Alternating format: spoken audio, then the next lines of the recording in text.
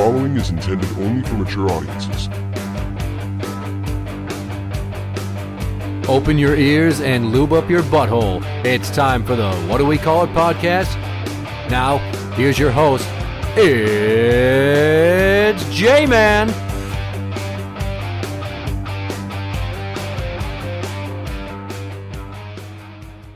Welcome to the What Do We Call It podcast. I'm Jmann, and it's just me. And today I want to talk about primary stop reasons. What that means is, what are the reasons why police officers pull people over? Dante Wright was shot by the Brooklyn Center officer back in the spring. This was an instance where he was pulled over for having expired tabs and something hanging from his rearview mirror. And the argument was, if he had not been stopped for that reason, he'd still be alive. What? Possibly, but we'll never know because he did also have warrants out for his arrest. And then he tried to flee the scene in a vehicle. So now you have legislators that want to remove those items from police's scope of why they can stop a driver, and also include things like windows that are overly tinted, or loud exhaust, or headlights and taillights that are out. Overly tinted windows and loud exhaust are not public safety issues. One of them is merely a public nuisance issue. But headlights and taillights and brake lights being out are an issue because those things are utilized by other drivers to see if they need to stop when they're behind you or to see where your vehicle is before they make a turn when you're coming at them. It does not have anything to do with the color of a person's skin, whether those issues affect public safety or not. So I hate that this is being solely predicated as the police disproportionately stopping people of color for these types of issues.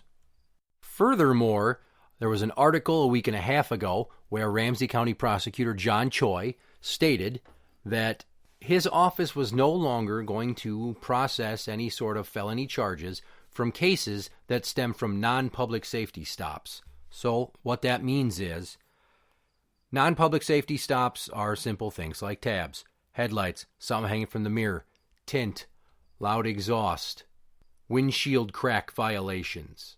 I get why a few of those are piddly, but let's say that you were stopped for having expired registration, which right out of the gate, let's acknowledge the fact that the state made it a requirement a few years ago for you to show proof of active and valid automobile insurance on the vehicle at the time that you renew your tabs, or they won't give you registration. That was done as a safety measure to make sure that more drivers on the road were obeying the mandatory state law and requirement of insurance on vehicles on the road.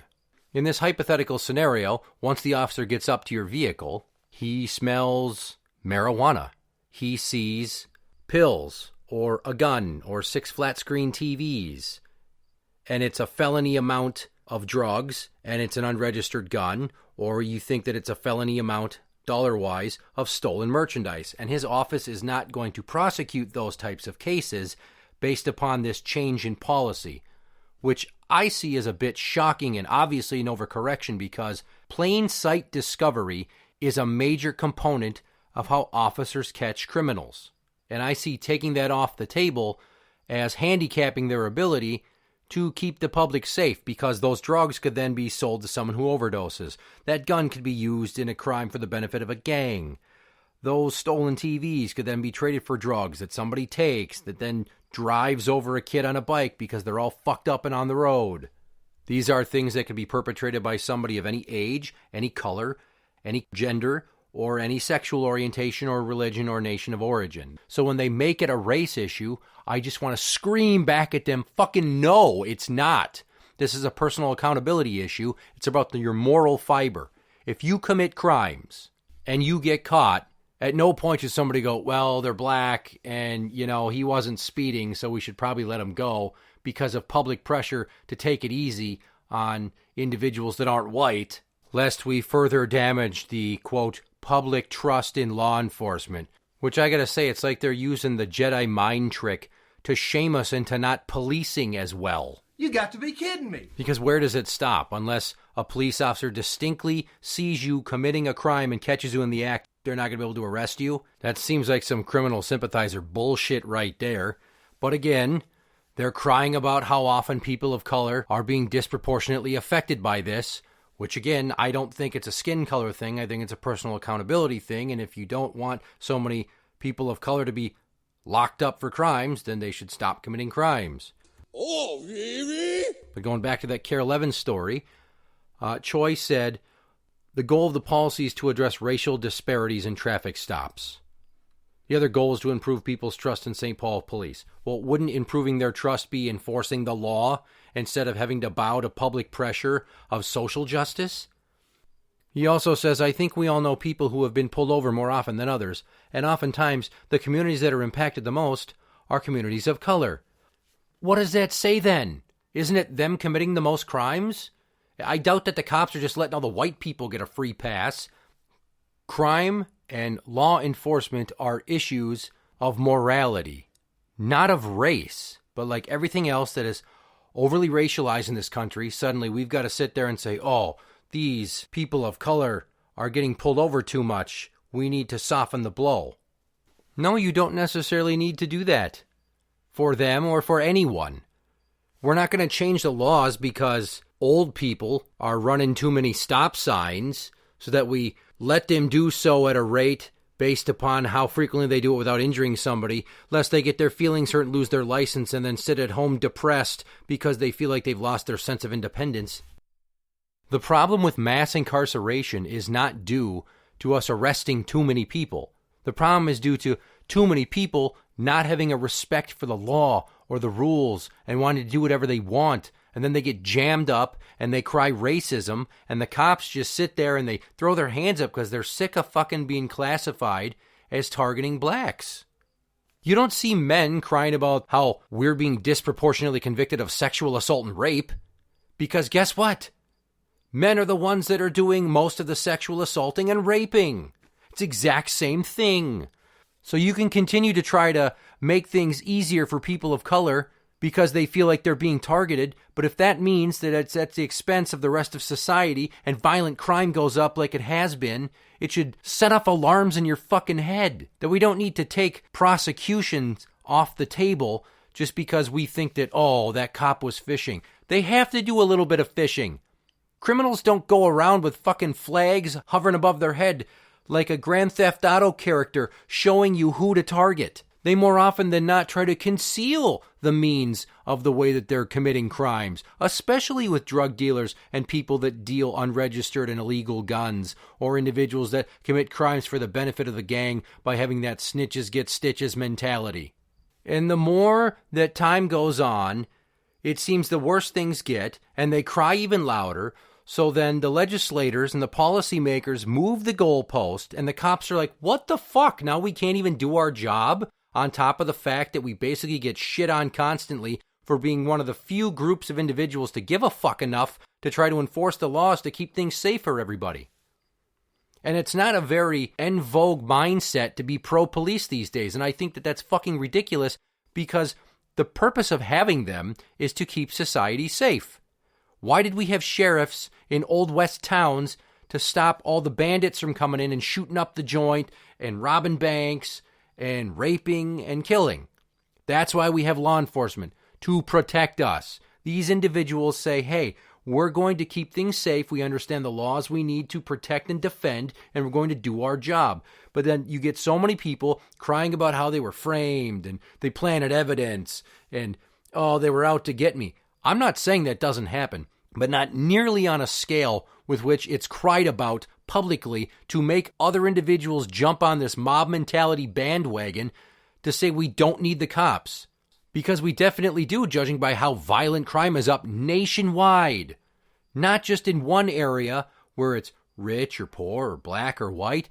Violent crime is up. And that includes people losing their shit because of the pandemic and having a mental health crisis and deciding, I need to shoot somebody, I need to stab somebody. So there's a reason that we have vehicle registration. There's a reason that they built that whole current insurance policy into it. There's a reason that we have all these requirements for illumination and mirrors on your vehicle to make things as safe as possible. I don't for a second believe that nationwide we have a problem with law enforcement targeting communities of color. What we do have is a problem these days of our government not having a backbone and caving to the pressure of those that cry the loudest, not those that make the most sense. Hadouken! So you've got Mr. Choi stating in this story and at his press conference that new orders were issued to St. Paul police officers about preliminary guidance on traffic stops, and it was effective immediately. Officers are now to prioritize traffic enforcement that he said matters most to the community, quote, reducing crashes, injuries, and death. Well, some of that involves stopping cars that have cracked windshields so you can't see perfectly, or stopping vehicles that don't have all their lights, or missing mirrors. Who gives a shit about the color of their skin? Honestly, I don't think the cops are like, oh, black guy, gotta get him. Gotcha, bitch! That's not how it is. You want to say that's how it is because you want to use that against basically white America to make us feel guilty and to make the legislators feel like they need to bend to public pressure so they can get their approval numbers up to be reelected. That's all this shit really boils down to in terms of how the government is reacting to all of this. Every time there's an election season, somebody's like, hey, let's propose a bill that makes me look like I'm way more sensitive and in tune with the public so I can get those votes up so I can keep my job. And as for part of this idea that instead of pulling these vehicles over for these violations, officers are supposed to get the vehicle information and try to contact the owner via mail. What the fuck kind of kick the can down the road bullshit is that? You pull them over, you write them a ticket, they get it fixed. And they pay the fine if there is one. But then you get the people that argue that, oh, this disproportionately affects poor communities. So is that a problem of wealth distribution? Or is that more poor people don't give a fuck? Not everybody that's broke as shit is that way because they've been held down for the color of their skin. A lot of them are just fucking lazy, uneducated, and never cared. You can't force people to give a damn. So to a guy that says, oh, my license has been suspended for 2 years because I racked up so many tickets and I didn't have the money to pay them. Is it because you were out of work or because you were spending $300 on sneakers and $800 on a fucking iPhone? Come on, reality here. Again, it boils down to personal accountability. And as it relates to Dante Wright, again, warrants for violent crimes. Didn't need to die, definitely needed to be behind bars. Because if you did your homework and you went and looked at all of his social media posts that people dug up, there's so many pictures of him holding guns, smoking blunts, drinking from a bottle in a paper sack when they're underage. And it's not just him, it's so many other kids like him. Gangster lifestyle and being a criminal is romanticized by so many individuals that don't have anything, that they don't want to aspire to be a politician because they say, oh, I'll never be there, or a teacher, or a cop, or a firefighter, or an EMT, a lawyer. They think it's out of their reach, they don't give a fuck. And guess what? Do whatever you want, it's fun. It feels good. But guess what? When it starts affecting other people, then your ass needs to be locked away and held accountable for your actions. And it has nothing to do with the color of your skin and everything to do with the content of your character and the actions that you partake in. Now, there are a number of politicians that question this policy. It's on both sides of the aisle, but it seems like it's predominantly Republican.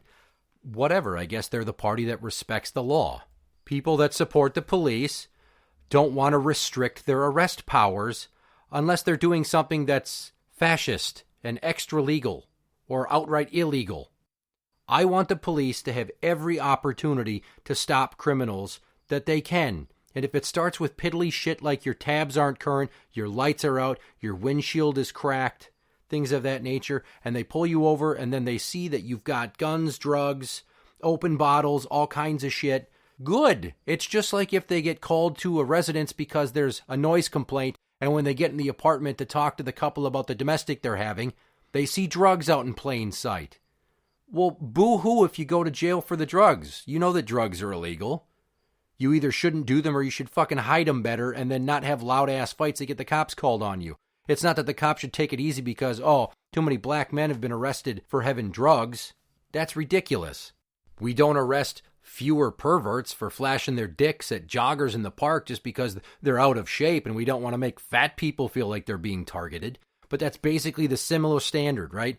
You subtract skin color for body type or sexual orientation. Imagine if somebody said, We need to change the way that we enforce the law because too many gay men are being arrested for blowing each other in the park.